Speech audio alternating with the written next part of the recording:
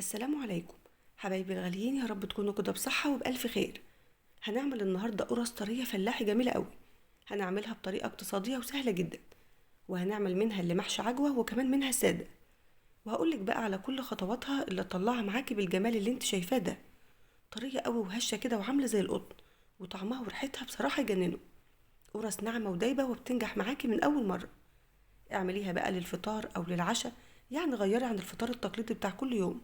وكمان احفظيها عندك علشان تعمليها لسحور رمضان. خلاص رمضان قرب على الابواب، كل سنه وانتم طيبين. تعالوا بقى نشوف طريقتها، حطوا لايك للفيديو ونسمي الله ونصلي على الرسول صلى الله عليه وسلم. هاتي بقى الطبق اللي هتعجني فيه وانزلي كده بكوبايه ونص من الحليب او اللبن، وبعد كده هنزود عليهم كمان كوبايه ميه. يبقى هنعجنها النهارده بمزيج من اللبن والميه، وبتستخدمهم كده دافيين علشان الجو برد اليومين دول.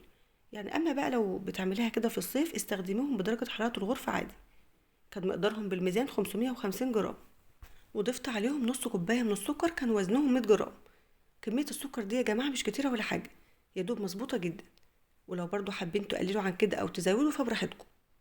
وهتحط كمان كده معلقة ونص كبيرة من الخميرة الفورية 15 جرام. والناس بقى اللي بتحب تستخدم الخميرة البيرة هتحط منها كده مكعب، يعني مش هيقل عن 30 أو 40 جرام. قلبت الخميرة مع السكر علشان يدوبوا. وكل ما كان الحليب والمية اللي حطيتيهم دافيين شوية هيخلوا كده السكر يدوب أسرع، وكمان هيخلوا الخميرة تنشط وتشتغل معاك بسرعة. لو شاكة في نوع الخميرة اللي استخدمتيه يبقى سيبيها تنشط كده وتتأكدي من جودتها، وبعدين كملي وحطي باقي المقادير. وحطيت عليهم كوباية الا ربع من السمنة كان وزنهم 180 جرام. ويا دوب كنت مدوباها على النار بس، وكانت دافية بسيط. فبلاش تكون سخنة قوي علشان ما تموتش الخميرة والقرص بتاعتك ما تقبش معاكي. وبعد ما اديتهم تقليبة كده على الماشي نزلت بالدقيق. انا معايا كيلو من الدقيق الابيض ومستخدمة دقيق لجميع الاغراض. ونخلاه طبعا قبل ما اشتغل. ومقدار كيلو الدقيق بالكوباية بيكون 8 كوبايات كده من المج بتاع الشاي. ضفت على الدقيق نص معلقة صغيرة من الملح. قلبتهم كده مع بعض، وبعدين بقى نبدأ نشيل الاسباتلة ونعجن بإيدينا أحسن. فعجنيها كده شوية حلوين، يعني لحد ما العجينة تنعم معاكي وتكون بقوام مظبوط. ولو لقيتوها في الآخر يابسة أو ناشفة ممكن تضيفوا لها شوية مية أو حليب، يعني لحد ما تطرى معاكي. أنا بالنسبة لي مقدار الحليب والمية اللي حطيته في أول العجن يعني كانت كميتهم مظبوطة ومحتاجتش تاني. فكل واحد بيظبط عجينته على حسب نوع الدقيق اللي بيشتغل بيه. المهم انها تكون ناعمه وطريه بالشكل اللي هوريهولك ده. لان كل ما كانت عجينه القرص طريه يبقى تاكدي انها تطلع معاكي طريه وهشه بعد التسويه. اما العجينه اليابسه بتطلع كده القرص معاكي تقيله ومكتومه وغامقه من جوه. وده ردي على كذا سؤال جالي قبل كده. وده قوام العجينه المظبوطه، انها تكون طريه بالشكل ده وفي نفس الوقت كده ما بتلزقش في ايديا. هنغطيها بقى كويس ونسيبها في مكان دافي لحد ما تخمر. انا سبتها نص ساعه بس، وكده كده اصلا هتبقى مخمرها، يعني هنسيبها تخمر بعد ما نشكلها. فما فيش داعي يعني تخمريها مرتين وتاخد معانا وقت اطول. وجبت بقى قالب عجوه كان نص كيلو، وحطيت عليه كده معلقه كبيره من السمنه. وحطيت كمان كده معلقتين كبار من السمسم، يعني لو مش عاوزين تحطوه براحتكم. اعجنيها بقى بالسمنه كده كويس قوي لحد ما تطرى وتكون ناعمه بالشكل ده. وبعد ما بخلصها بجهزها كده على التشكيل على طول. يعني عملناها كور على قد حجم القرصه اللي هنعملها، وكمان العدد اللي احنا عاوزين نعمله.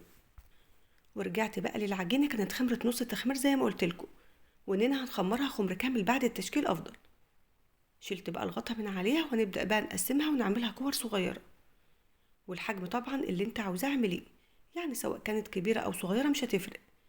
انا بالنسبة لي عملت كل كورة كده بحجم الطماطمية المتوسطة، وكان وزنها كده بالميزان 75 جرام. وشوية القرص اللي هنعملهم سادة، الكرة اللي كنت بكورها كنت بروح ارصها في الصاج على طول، علشان هنفردها في الصاج مرة واحدة. بس ابقي سيبي كده مسافات واسعة بينهم، لان لسه هنفردهم وهياخدوا مكان. وكمان حجمهم هيزيد بعد التخمير فما يلزقوش في بعض. وادهني بقى الصاجان بمسحة زيت بسيطة قبلها علشان بعد التسوية ما تلاقوهمش كده لازقين في الصاج. اما بقى الجزء اللي هنحشيه بالعجوة كنت برصه كده على صينية علشان هنشكله وبعدين نرصه في الصاجان بعد كده. وبعد بقى ما خلصت وكورتها كلها نغطيها بأكياس بلاستيك علشان ما تنشفش مننا. وهتسيبيها كده 10 دقايق او ربع ساعة لحد ما ترتاح كويس، علشان بقى ما تيجي تفرديها بعد كده ما تلمش او تكش منك او تغلبك على ما تفرديها. وبعد 10 دقايق كانت العجينة ارتاحت. هنبدأ بقى نشكلها على طول. هنبدأ باللي هنحشيه عجوة في الأول. جبت بقى الكورة وقلبتها على الناحية التانية علشان وش العجينة أو وش القرصة يكون ناعم. وبعدين فردتها شويه، وبعدين بقى جبت كرة العجوة وبرضو فردتها شويه حلوين. ما بحطهاش كده كرة زي ما هي علشان ما تبقاش القرصة كده حتت فيها عجوة وحتت ما فيهاش، يعني تكون العجوة كده متوزعة في كل القرصة. وبعدين بقى لميت العجينة عليها وقفلتها كويس قوي. واقفلي كده على العجوة كويس علشان ما تتحرقش او تمرر لو تعرضت للنار وانت بتسويها. وبعدين بقى قلبتها على الناحية التانية وفردتها شوية وظبطت شكلها بالشكل ده. شايفين شكلها وسمكها ما شاء الله مظبوطة قوي. رصيها بقى في الصاج على طول. هنكمل باقي تشكيل الكمية كلها بنفس الطريقة. ولو تلاحظوا ما باجي افرد العجينة بركز على فرد الاطراف وبسيب النص تخين شوية. الحركة دي بقى بتعمل ايه؟ بتخلي كده العجوة في نص القرصة بالظبط، وطبقة العجين اللي فوق قد الطبقة اللي تحت، يعني مش طبقة رقيقة عن طبقة، ولا كمان العجوة كده باينة من القرصة. لو حابين بقى تخلوا كمية القرص كلها محشية عجوة يبقى هتزودوا في كمية العجوة، هتجيبوا مثلا كيلو الا ربع او كيلو. وبرضو لو حابين تعملوها كلها سادة يبقى استغنوا عن العجوة، هي بصراحة سادة او محشية في كلتا الحالتين طعمها روعة. وبعد بقى ما خلصت الحشوة هنروح نفرد القرص السادة، وكمان كانت ارتاحت على الاخر، فهيكون بقى سهل فردها معاكي قوي. وعاوزاكي تفرديها بسمك وسط، يعني ما تكونش رقيقة قوي علشان ما تنشفش، خلوها وسط علشان يكون ليها قلب وتكون طرية. بصوا علشان مرتاحة زي ما بقول لكم هتتفرد معاكوا سهل قوي، ومش هتلم او تكش ابدا. اما بقى لو جيتي تفرديها ولقيتيها كده بتلم ومش بتتفرد معاكي كويس، يبقى افرديها نص فردة وبعدين سيبيها 10 دقايق، وبعدين بقى ارجعي لها هتلاقيها ارتاحت وهتتفرد معاكي بكل سهولة. والطريقة دي اسهل من انك تفرديها بره وترجعي تحطيها في الصاج، ما بتكونش مظبوطة قوي زي دي بصراحة، وكمان بتحتاج منك انك تقعدي تظبطيها مرة تانية. وبيجيلي اسئلة كتير عن السوائل اللي ممكن نعجن بيها القرص، فانا بقول لكم عجنوها مثلا بحليب لوحده ينفع، وبرده بميه لوحدها برده ينفع، او مزيج زي ما عملنا. وممكن برده تعجنوها بلبن رايب او بزبادي او حتى الشرش اللي بيطلع من القشطه ما نيجي نعملها زبده، يعني اي حاجه موجوده عندنا هتنفع. وبرده لو حابين تخلوا كده الماده الدهنيه سمنه بس او زبده بس او زيت يعني او خليط بينهم، برده هتكون جميله وزي العسل.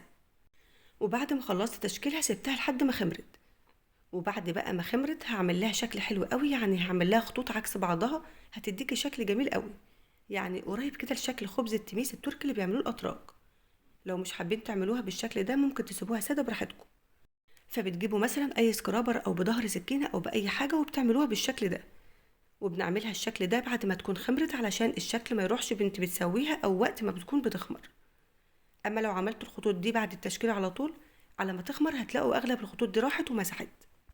وجبت بقى شويه حليب صغيرين ودهنت بيهم وش القرص، منها ان السمسم اللي هنرشه عليها بعد كده بيثبت عليها وما بيقعش، وكمان الحليب بيديها لون جميل قوي بعد التسويه. وممكن تدهنوها بميه بدل الحليب عادي. وبعد ما بدهنها برش عليها كده شويه من السمسم، وبرجع ارش عليها كمان شويه من حبه البركه، فبيكون شكلها وطعمها يجننوا. لو مش حابين بقى تحطوا حاجه عادي زي ما انتوا عاوزين. وهنا كانت خمرت كويس قوي فهنبدا نسوي. شغلت في الاول الفرن لحد ما سخن وظبطت درجه الحراره بتاعته على 200، ولو فرنك ناره هاديه خليها على 220. وبعدين دخلت اول صاج وحطيته على اول رف من تحت، علشان احنا عاوزينها كده تستوي بسرعه وما تنشفش مننا. واول ما خدت لون من تحت ولعت لها الشوايه تحمر من فوق. لو فرنك بقى بيولع كده من تحت وفوق مع بعض خلي الشوايه تكون هاديه قوي، وكل شويه لف الصاج على الناحيه التانية علشان تاخد كده كلها نفس اللون وتكون موحده بالشكل اللي شفتيه.